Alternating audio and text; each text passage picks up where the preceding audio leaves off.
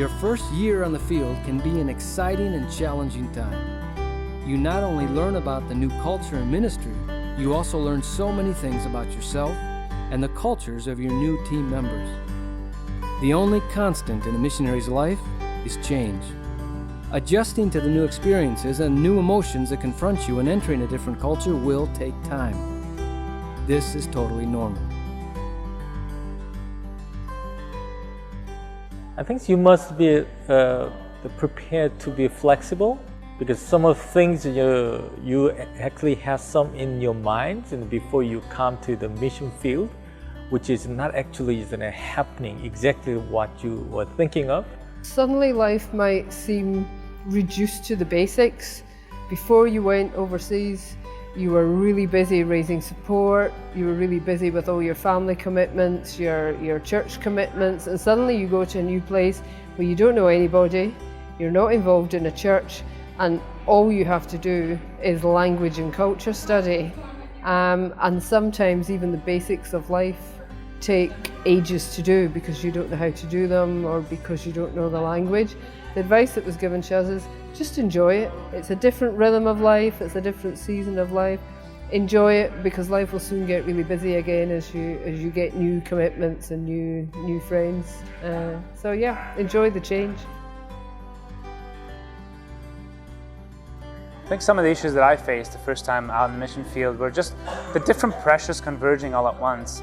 The climate, the environment was different, the local culture was very different, and then even the different cultures that the missionaries come from contributed to a sense of, at times, confusion and frustration, and at times the stress that those things caused altogether were certainly the challenge that I faced the first time out. No internet, no cell phone, no home phone, just survival. We were sick for 12 months. Just the heat, dealing with the heat, electricity was out a lot. We didn't have an AC the whole first year, no inverter system, so we tried to be real simple. And I mean, it was tough, but we actually, some of our best years as well, as I look back at it. At the time, it was very difficult, but never questioned what we were doing. We had a long-term perspective. We tell people overseas in general, but even the first year, it was the hardest time, but also the best time. Because we saw God work in amazing ways, and we changed our perspective on what we're doing. We have some of the best relationships from that first year. The first year on the field is probably the most challenging of my missionary career. I've been in Niger for 23 years. It's challenging because everything's new and you don't know the language. We probably have more what we call ticket days during the first year. A ticket day is when you go to the you feel like going to the airline and buying a ticket and going home. And you feel like you're an intelligent person, but nobody around you knows you're intelligent because you can't communicate very effectively. What I have learned and what I have shared with other people is actually that first year is very important in the sense that you come in as a learner, you're humble, and you have time to really sit with people because you want to learn their language. And often, it's that first year that some of your deepest relationships are formed and that form a foundation for ministry later. Sometimes I think we're in a hurry when we hear the Lord calling us to do something, but I think the actual process and walking through the process and learning through it is just as important as what we perceive as the outcome will be. Just be open. Open your ears, your eyes, and remember, however well prepared you are, it will always be different, and it's not necessarily wrong. I think to really focus on language and culture learning and not try and dive into ministry too deeply. In my setting as well, it's really important to have a firm foundation in the relationships around you as well before you get into ministry, to build that trust. So I guess take the time to learn culture and language and build the trust of your co-workers and the people around you. I think the main thing I would say is maintain your sense of humour and learn to laugh at things and learn to laugh at yourself. When you make lots of mistakes, Don't get frustrated, just laugh at them, and other people around you will do the same. So just be flexible and take it easy and be humble to learn. Be a learner, lifelong learner, and learn from fellow missionaries, learn from local people, and to appreciate, really. With that humble attitude, then we can learn to appreciate the wisdom behind every practice in every culture. And it will be wonderful. You can slowly learn and start to appreciate, see, wow, this is the way people do things. And why? Because they have this situation. That's why they develop this. Wow, it's so wise, isn't it? And it's wonderful. I think the other thing I would advise anyone coming in their first year is to remember that this is not a sprint. It's a marathon. Don't try and do everything. You've got to do everything in the first month. Take time to learn, take time to adjust, take time to get to know the people and settle in. A wise missionary told us when we first went out in 1988 that if we would come back for our second term, we would be successful. And she said, just learn the language, be happy to live in the culture, and come back. That was, you are a success story. So don't have too many expectations. Keep it low, and just feel free to live and work in the culture and learn the language that are most important. You have to have a good sense of curiosity to discover new friends, new food, new things, new culture. You will widen your worldview, which is quite a good thing.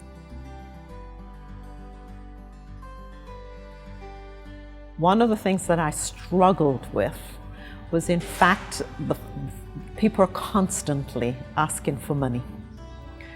And a Kenyan friend just said, Bev, the problem with many missionaries is that they never take time to pray and ask God about what they should do before they give. And that has stayed with me, because he says, you didn't come to be meeting everybody's need. The best way to prepare is to spend time with God, to have regular retreats, to have times where you soak yourself into the Bible, to have people around you who pray for you and uphold you, to have a strong sense of calling, because when the rubber hits the road, you get challenged and you don't know why God has put you into this situation and what is happening around you. And to have that deep trust in God and the understanding that God has put you there for a reason, however small it may be, that is the most important. For a missionary family preparing for the field, one of the key areas that we need to think about that perhaps many people may not often immediately think about is the children. As adults, we often sense God's call. We know what God is calling us to do. We know where we want to go. But the children don't often know that. And the children tend to just go along because the parents are going. I think it's really important that the children are part of the decision making, that the children are brought into the process right from the beginning. I think I was really encouraged by our fellow workers, fellow missionaries actually, to come and help me, to show me, and they give me a lot of advice. From the many different fellow missionaries actually helped me a lot to adjust well in the first couple of years in Zambia. I think what helped me to thrive and adjust to the difficulties the first time out was the fact that there was missionaries who were ready to help us and to answer questions when we encountered difficulties, but also close relationship with a local friend that I was able to establish the first year. One of the most important things, I think, is to find a mentor or somebody who's had a little bit more experience at least to go alongside or come alongside of, so that you have somebody to debrief with, you have somebody to ask questions of. Number 1, don't compare yourself to anyone else. Number 2, have grace for yourself and others. Number 3, understand that transition can affect you emotionally, physically and even spiritually. Number 4, take each day as it comes. Number 5, lean on God and His Word. Number 6, sleep more than you normally need. Number 7, enjoy the process. First few years there was a lot of stress because we were in a restricted, closed country, if you will. We couldn't, be workers is the phrase we use. And that did produce a lot of stress because we're doing language and we're telling people we're doing language with the purpose eventually to do business. And we just, we had people before just tell us be careful and almost put this fear in us. And really in many ways it paralyzed us. Now you fast forward 19 years later and yeah, I am doing business and so forth, but we realize now as I even coach and mentor new people going into restricted countries, be who you are. If you're a student, be a student, but don't hide the fact what you believe and why you believe, and be bold and transparent, but be wise. We strongly recommend 2 resources within the Let's Go training material. Make sure you have a mentor from your home country. The main role of this mentor is to offer encouragement and accountability during your last few months at home and your first few months on the field. The growth diary for your first year on the field will help in processing new experiences. It has a chart to fill out each week and a self-evaluation that you can talk over with your mentor.